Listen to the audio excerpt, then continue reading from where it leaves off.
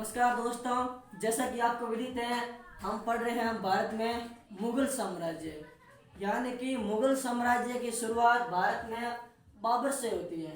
मैं यहाँ पर लेता हूँ प्रथम मुगल शासक बाबर। ठीक है ना। बाबर ने भारत में महाराणा सांगा को हराकर और भारत में मुगल साम्राज्य की स्थापना की थी। और बाबर ने पानीपत के प्रथम युद्ध में इब्राहिम लोदी को हराकर 1526 में, देखो 1526 में पानीपत का प्रथम युद्ध हुआ था। उसमें हिंदुस्तान के शासक इब्राहिम लोदी को, यानी कि लोदी वंश का अंतिम शासक इब्राहिम लोदी को हराकर भारत में मुगल साम्राज्य की नींव रखी थी बाबर ने, जो कि 1526 में शासक बना था।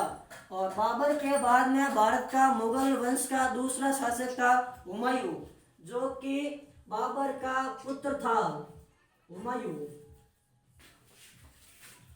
हुमायूं को भारत का भूला बिसरा शासक कहा जाता है, क्योंकि वो शेरशाह सूरी से 2 बार हार गया था। एक बार 64 के युद्ध में हार गया था 1540 में, फिर 1556 के अंदर वापस आए तब शेरशाह सूरी से हार गया था और इनकी सीढ़ियों से उतरने से मौत हो गई थी। अजान का वक्त था और वो अजान के लिए मस्जिद में जा रहा था और जैसे ही ऊपर सीढ़ियों से उतर रहा था और अचानक उसकी मृत्यु हो गई थी। यह था हुमायूं, बाबर का पुत्र था। ठीक है ना।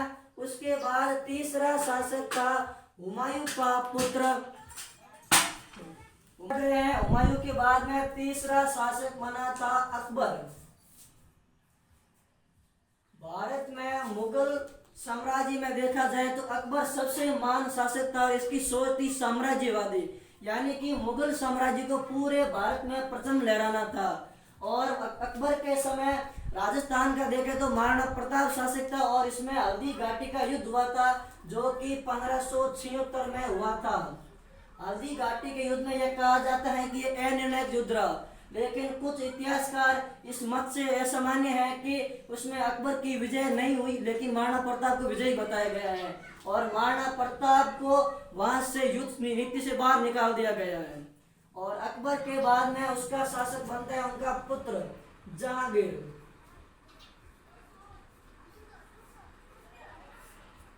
अकबर के बाद में जहांगीर का शासनकाल जितना कोई खास नहीं था और उनके बाद में बनता है जहांगीर का पुत्र शाहजहां। शाहजहां का आपने नाम सुना ही होगा। इनको शाहजहां को अपने ही पुत्र ने, इनका पुत्र था औरंगजेब, इन्होंने जेल में कैद करके मौत की सजा दे दी थी। और शाहजहां मात्र 15-20 साल ही शासक रहा था और इनको कुछ नहीं करने दिया उनके पुत्रों ने। अब देखो शाहजहां के बाद में इनका पुत्र बनता है औरंगजेब। कौन बनता है? औरंगजेब। औरंगजेब ये अपने भाइयों में सबसे छोटा पुत्र था, लेकिन अपने पिता को जेल में कैद कर भाइयों को मारकर इस साम्राज्यवादी नीति पर शासक बन गया था। और मुगल काल में सबसे ज्यादा 55 वर्ष का शासनकाल औरंगजेब का रहा था। औरंगजेब के समय हमारे जोधपुर के शासक थे अजीत सिंह और उनका चलो अब औरंगजेब के बाद में देखा तो जाए तो औरंगजेब का पुत्र था एक अकबर सेकंड। अकबर सेकंड था। इसके बाद में इतने कुछ शासक खास नहीं थे और अंतिम शासक माना जाए तो और बहादुर शाह जफर था। बहादुर शाह जफर सेकंड। बहादुर शाह जफर सेकंड, इनका थोड़ा लंबा शासनकाल रहा था, लेकिन अंग्रेजों ने इनको अपने बलबूते पर शासन नहीं करने दिया था और साम्राज्यवाद नीति से अंग्रेजों ने भारत में हड़प कर ली थी और इनको यहाँ से अफगानिस्तान में भेज दिया था वार्षिक पेंशन के तौर पर।